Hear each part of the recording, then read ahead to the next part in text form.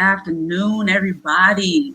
I'm Mellissa Thomas, and of course, got the co-host, Angel Perry, who is, of course, the Executive Vice President of the Communications Workers of America Local 3108, and we are here with Let's Clarify. So, obviously, Angel, how's it going? It is going good. Beautiful sunny day here in Orlando. Yes. Absolutely. And collectively, nationwide, it's a much sunnier day as well. Obviously, guys, we are talking about the verdict in the Derek Chauvin trial and just the overall sigh of relief that we're seeing in the nation in terms of the verdict. You know, Derek Chauvin was hit with guilty on all three charges. So, Angel, I'll let you get into it. Yeah, so just to do some detailed background, why the outcome came out under accountability this time, what the prosecution was able to do, there was 9 people from Chauvin's police department that was able to clearly and distinctly witness and explain that what he did in those 9.5 minutes had nothing to do with training, policy, or procedure. So we have Lieutenant James Rugel, head of the Minneapolis Police Department, Business Technology, Captain Jeremy Norton, Minneapolis Fire Captain David Ploger, a retired Minneapolis police sergeant in the 3rd precinct. We had Sergeant John Edwards, also part of the 3rd precinct. Police Lieutenant Richard Zimmerman, also part of the same precinct. The chief of police spoke against this activity of this officer no longer deciding to kneel on a human being's neck, the breatheway of how we stay alive, how we take in oxygen into our lungs. Sergeant Kier Yang, crisis trainer. And these are all officers that I'm speaking of. Lieutenant Johnny Marcel, use of force trainer. Okay. And Officer Nicole McKenzie, medical support coordinator for that same police department. That is the key for our judicial system to be able to work. If the good guy with the gun is silenced, there's no one to hold accountable or have the right amount of evidence or all of the evidence against the bad guy with the gun. So some of the ego that goes into police precincts in some municipalities and some elected officials is you go through the hiring process of a police officer. You do this extensive background check. Oh, they are a veteran. They're this, they're great, blah, blah, blah. Any of us that have done the hiring process, somebody slips past. And that has no reflection on that department except when you keep that bad employee.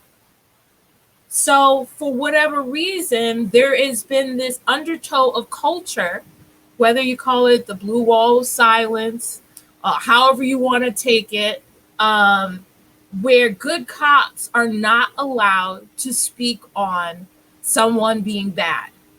Someone with a badge, someone with a gun, someone that is trusted by the community that they're serving. So Derek guy there, guilty on all counts. Absolutely. With the help of 9 officers, active and retired, being able to tell the truth on the stand about the reality. There is no police department in this country that uses the knee on the neck as some kind of holding pattern. And if anybody's seen the video, the guy was so nonchalant with his hand in his pocket. He had his hand in his pocket. So what What threat was this person holding? What threat? 9 minutes. How do you have your hand in your pockets if you in fear for your life? I'm trying to figure that out still. Exactly. Oh, little known fact is he was in a hurry to plead guilty. He did plead guilty, and the prosecution was like, I'll see you in court.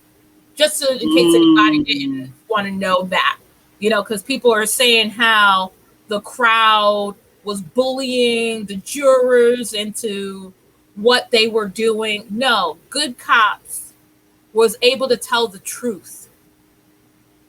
So the court system worked as designed because all of the truth came out, and never mind about, that he actually pleaded guilty to. That was in there in case anybody missed it. So I had a few people try to tell me, well, they were going to riot if the results didn't come out the way everybody wanted. No. The facts are all of that police department and all police departments around the country stated that a knee on the neck has nothing to do with collaring a suspect. Nothing to do with it. Nobody's claiming that. So we need to protect good cops, period. That's how we get this society on the right track, or how we get America back on the right track. Absolutely. And real quick, in case you have not seen the clip yet, if you, somebody that's working super hard, you do not watch the news, whatever the case may be, there's the clip of the actual verdict coming down. And this clip is courtesy of Reuters. Shout out to whoever the camera person was here, because you could tell they were a filmmaker. Like, they were dramatically zooming in on Chauvin's face as the verdict came down. It was very interesting to watch. So take a look at this, guys. Matter as to count 1, unintentional second-degree murder while committing a felony, find the defendant guilty. This verdict agreed to this 20th day of April 2021 at 1:44 p.m. Signed, juror 4-person, juror number 19. Same caption, verdict count 2. We, the jury, in the above entitled matter as to count 2, third-degree murder, perpetrating an eminently dangerous act, find the defendant guilty. This verdict agreed to this 20th day of April 2021 at 1:45 p.m. Signed by jury 4-person, juror number 19. Same caption, verdict count 3. We, the jury, in the above entitled matter as to count 3, second-degree manslaughter, culpable negligence, creating an unreasonable risk, find the defendant guilty. This verdict agreed to this 20th day of April 2021 at 1:45 p.m. There you go. All guilty verdicts. And they made sure to home in. He was in complete shock. Like, he was not expecting that. He just knew. He just knew it was going to come out different. No. Yeah, and I think the difference this time, I haven't heard a lot of commentary about it, but I think the difference this time, Angel, was the charges themselves. Like, if you listen to the 3 charges that were given to him versus something like an Eric Garner case, or the case that sticks out in my mind was the Trayvon Martin case that happened down here. And, there was a huge uproar when George Zimmerman got off in that case. Obviously, George is not a member of law enforcement, but the point is there was a huge uproar there. But that one was a little bit trickier because they were going for second-degree murder in that one. And the prosecution had the burden there. So it was a charge like that would have been more difficult to prove, which is why Zimmerman was able to wiggle out of that. The charges here were a lot more specific by comparison and a lot more attainable, quite frankly, and easier to prove, especially when you have 9, as you shared, 9 members of the police department. Fellow officers. Right. And these are senior people, by the way. Like, some of these senior individuals. All of them were senior people. Yeah. And then not even to discredit, the public witnesses, including, a little kid that was crying and has nightmares, EMT workers, the 911 dispatcher, who handled the call. So, That's crazy. public trust wasn't even broken as they're watching this man get murdered. They were still calling into 911 to say this bad cop will not get off this man's neck. Right. And the 911 dispatcher was like, did the video freeze? Like, he was so stationary on George Floyd's neck, stationary. She thought the camera had frozen. Right. 9 minutes plus. Like, that's a long time to be, especially if the person stops moving. Like, I don't know, whatever argument you want to come up with to explain yourself, after the person stops moving, you can pretty much get up. Like, and then some of the defense was like, well, when the person is talking, they're breathing. Okay, so when he stopped talking and asking for his mother, why weren't you asking for help? that part. Okay. So we have the argument of, okay, if somebody's talking, they're breathing, so he was fine. Okay, when he stopped talking, Mm-hmm. and people around you are like, hey, or when, his body released fluids. That had to be the biggest signal. Like, dude is gone. And I saw that in the video too. Like, after the EMTs showed up and picked his body up, and I saw that, I was like, yeah, he was already, and they testified there. Like, by the time they got there, they were like, yeah, he was already dead by the time we got to him. But the thing is, and you got to understand the callousness of this person. This was intent to kill in the moment. It may not have been premeditated. He didn't get the call and says, I'm going to kill somebody today. But once he was in that motion, if you watch the whole video, if you're ever able to, he talks about how large George Floyd is. That's an ego thing. Like, what man, never mind a cop, what man has to size up some next man? What is that? Oh, this is a big dude. Or whatever he said. It's something to that effect. That has nothing to do with being a police officer. You're called because there was a crime suspected. Right. So let's not forget, the police is apprehending to stop a crime. Right. Not judge and jury and executioner. Like, this country isn't meant to have a police state where the police are executioners. That's not a thing. So, like I said, the good cops need to be protected. And I will keep preaching that until everybody is on board with fixing the problem that we have. This guilty, murderous person just decides to kill somebody because he thought that was his right to do. He felt like it. He just felt like it. That's that callousness. And then the other thing too, for him to be that comfortable, that wasn't his first time.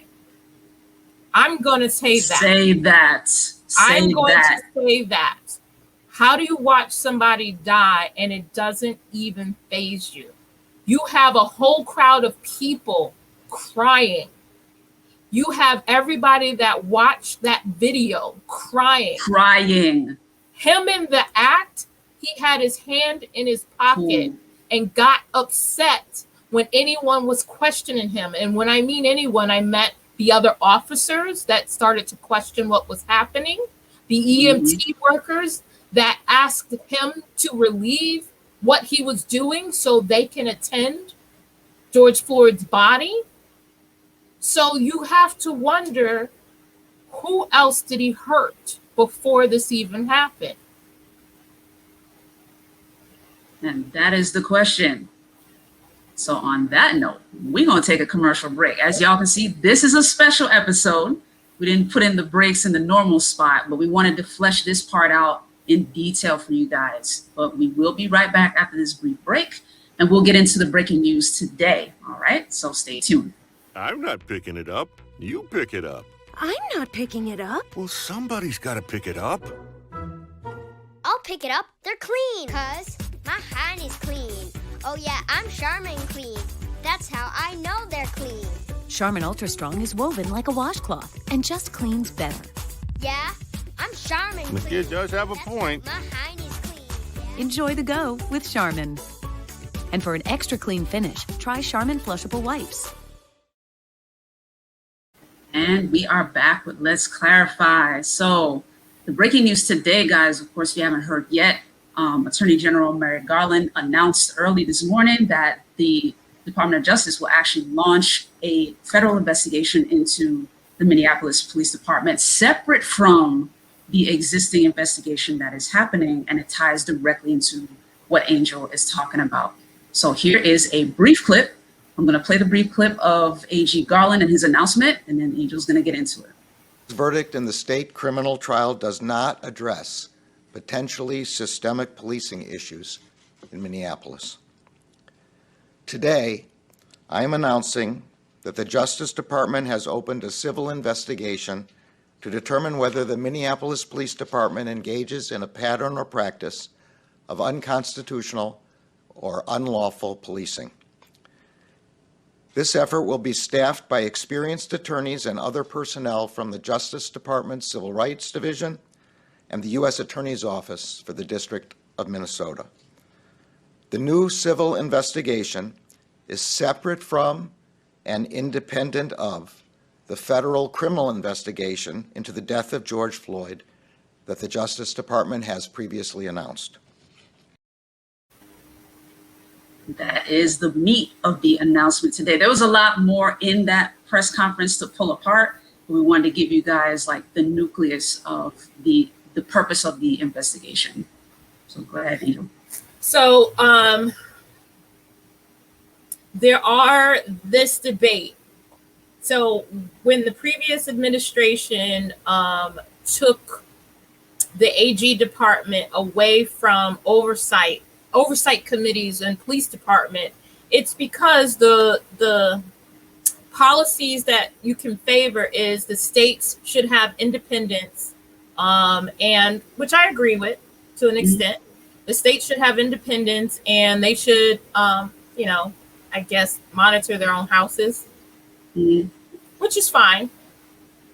But let's not forget this simple fact. When the press release from the Minneapolis Police Department came through on May 25th, 2020, I'm going to read it in its entirety, just so you understand what got the Attorney General like, wait a minute. And even though it says it's separate from George Floyd, let me explain. So the press release says, on Monday evening, shortly after 8 p.m., officers from the Minneapolis Police Department responded to the 3700 block of Chicago Avenue South on a report of a forgery in process. Officers were advised that the suspect was sitting on top of a blue car and appeared to be under the influence. 2 officers arrived and located the suspect, a male believed to be in his 40s, in his car. He was ordered to step from his car. After he got out, he physically resisted the officers. Officers were able to get the suspect into handcuffs and noted he appeared to be suffering from medical distress. Officers called for an ambulance. He was transported to Hennepin County Medical Center by ambulance, where he died a short time later. At no time were weapons of any type used by anyone involved in the incident. Minnesota Bureau of Criminal Apprehension has been called in to investigate the incident at the request of the Minneapolis Police Department. No officers were injured in the incident. Body-worn cameras were on and activated during this incident. That does not sound like he was moved from car to car. It does not sound like he was in the police car and then taken back out and then put on the floor on his stomach and then had an officer on his neck. So let's be clear. What the police department officially put out had nothing to do with what actually happened. George Floyd passed away underneath Derek's knee. We all saw it. And the officials of that department chose to press release a completely different story than what actually happened.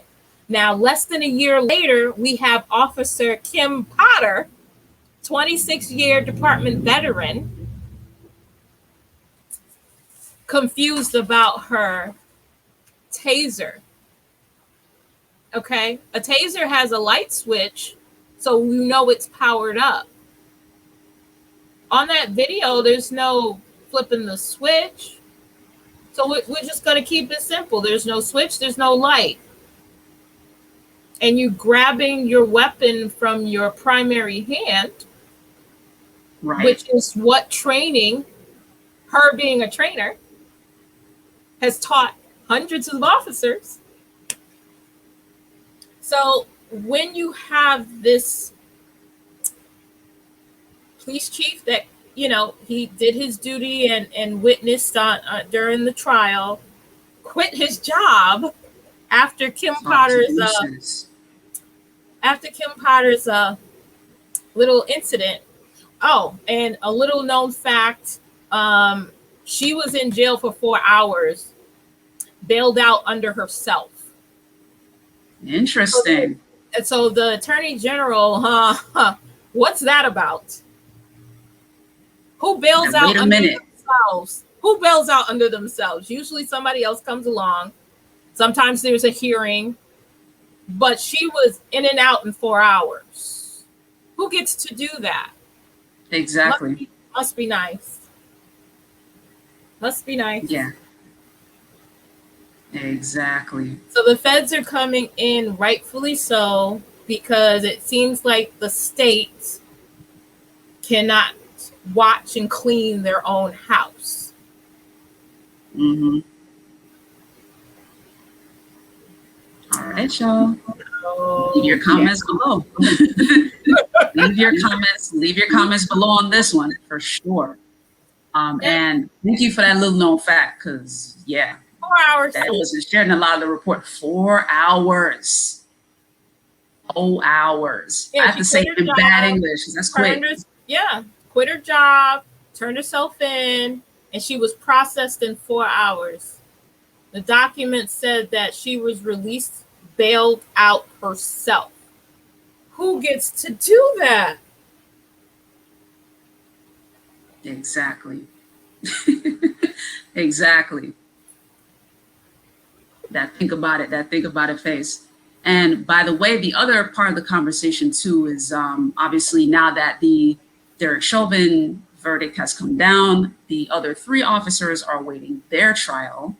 And of course, they're being charged with, I think, if I'm not mistaken, 2nd-degree accessory after the fact, that kind of thing.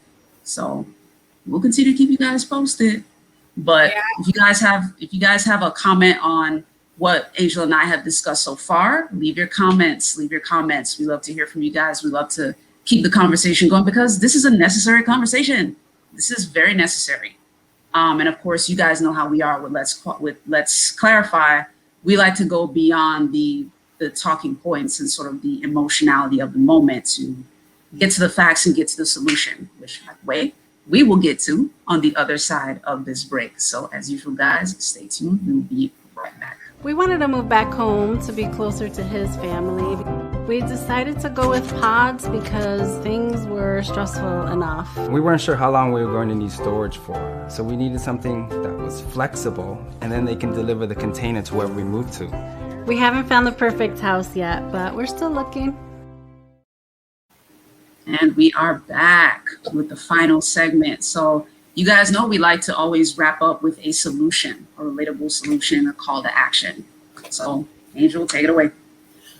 Before I get into the solution, those other officers, and I'm still going to drive the point of protecting good cops. If there was no safety net for them to intervene, what the public needs to understand, a lot of police precincts, officer, even if it's your partner or if you're coming onto a scene, you're not allowed to intervene on arrest. well, like Carriole Horn in Buffalo, New York, was an officer that came to assist on a scene, and that same officer punched her in the face, and then she got fired. So I don't know what would have on the outcome on these other officers, but if they did not have the means to be able to, one, stop Derek, or two, they would have lost their jobs if they did. However, the policies are in place for that. Person to person, they were negligent, but if the environment was not safe for them to intervene, who are we blaming? That's the problem. Who are we blaming? We're not protecting good cops. They deserve society's respect and protection. They deserve to be able to step in and be the good guy with a gun, stopping a bad guy with a gun, even if the bad guy has a badge. So some of the solutions that we can get into as citizens, as our everyday citizens, you need to be registered to vote. You know, I'm going to say it. Registered to vote, actively in communication with your mayor. Your mayor appoints the police chief.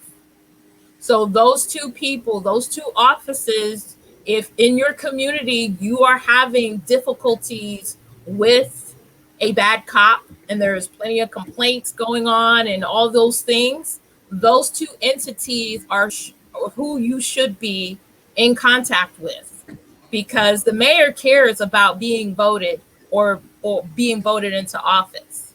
But if you're not even a voter, if they're not afraid that you would actually take your civic duties seriously, they're going to do whatever they want. Additionally, in your counties, the county sheriff is an elected position. So between those three offices, if you are having trouble with an officer and you see the good cops and they're like, you know, they can't say anything, they can't do anything, they're like, oh, well, you know, my hands are tied, or, you know, they're not able to assist. After you file the complaint with that direct precinct, if you're not getting anywhere, you need to contact your mayor, the police chief, if that's the department, or the county sheriffs, if that's the department that officer is from. Now, some of the good things that have happened out of the Carriole Horn case is the city of Buffalo was able to add a protection for the officers going forward. So last year, the city of Buffalo approved Carriole's law, which requires officers to step in if another officer is thought to be using excessive force on a suspect, and provides protections for whistleblowers. So it's a safety net. We don't want to interrupt a police officer doing their job. Like all these rules and regulations that, you know, some of society wants to put in place and add all these restrictions. We're not on the job. We don't know. But if we know that good cops are doing their job, we need to make it safe for them to do their job. It's just that simple. The good cops can manage their own bad apples. They can, if they're given the safety net to do so. And everybody needs to be on board. I think it's brilliant what the city of Buffalo did with those protections. And that way we're not interfering on what those precincts need as far as being able to complete their task, fighting crime. You know, we don't know all the answers for that. We're not doing the job, but we do know definitely we don't want anybody kneeling on anybody's neck or choking somebody out. The few things that have come up with this ongoing discussion has been an eye-opener, because a lot of people just took for granted that, you know, we have a good, you know, police system. Some neighborhoods have excellent police systems. Right. Not all neighborhoods have that. And then what do? Exactly. So we need to take the ego away from, those elected officials that don't have the people's work at heart. They're not protecting the actual police officers that are letting them know, hey, you just hired this guy and, I saw him beating up a 13-year-old kid. Oh, don't worry about it. Or, the officer has 18 complaints, but, we're going to move him to this other precinct and then don't even tell the other precinct that he has 18 complaints, he or she. And that's another issue. A bad officer will get moved around between precincts, and the new precincts accepting the transfer aren't even allowed to see that this person is a problem. Mm-hmm. So there has to be a well-rounded protection of systems that if the citizens are complaining about an officer, that captain or lieutenant can do something about it. Or if that partner or somebody sees something, they're not considered a rat and then tortured until they quit their job or fired if they step in. So we need to change the culture of how we're actually treating police officers. It's good to say that you back the blue, but hey, let's really back the blue. Let's really back the blue. Exactly. And ladies and gentlemen, as you see on the screen below, we made sure to put the notes down because I know that was a lot. That was very in-depth, and we wanted to make sure to give you guys those action steps so you guys can be able to have that takeaway, make sure you get a hold of who you need to get a hold of in any context. Because until we start to see what happened in Buffalo happen on a national level, this is where we got to be. Grassroots is where everything starts. So make sure you're taking the necessary actions wherever you are, especially if you see something out of pocket. You know what I mean? Don't feel powerless. There is something that you can do. And hey, knock on as many doors, make as many phone calls as is necessary until something changes. You know what I mean? Contact as many people as you feel you need to. Not only that, when you register to vote, make sure everybody in your household is registered to vote.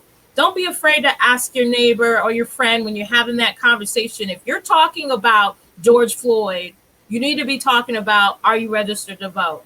If you're talking about Dante Wright, you need to be talking about if you're registered to vote. Valid point. Valid point. On that note, y'all, we will wrap it up. Thank you, as always, Angel. Always a pleasure to be on with you. Thank you, ladies and gentlemen. Yep. Ladies and gentlemen, if you haven't yet, be sure to like, share, subscribe, follow, all that fun stuff. You'll find us at FNN News TV. That's where this show airs on Facebook. You can also check out our other pages on Facebook, Florida National News and FNN News Live. You can find us at Florida National News on YouTube and on Instagram. On YouTube, be sure to not only click the subscribe button, but the little bell icon to get all the notifications for all of our shows. All right, so be sure to take care of that. And of course, if you have a question directly for Angel, you can find her on Instagram at A4Amazing. So she'll be happy to answer your questions. And of course, as we always say, leave the comments below. We love to have that conversation with you. We love to know what you think. In the meantime, continue to stay careful, continue to remain vigilant. COVID-19 is still out here. So not only be mindful in terms of law enforcement and all things community related, but as Angel always does, like mask up is necessary. Consult your physician if you haven't yet in terms of the vaccine, and continue to stay safe, guys. We will see you next week. Take care.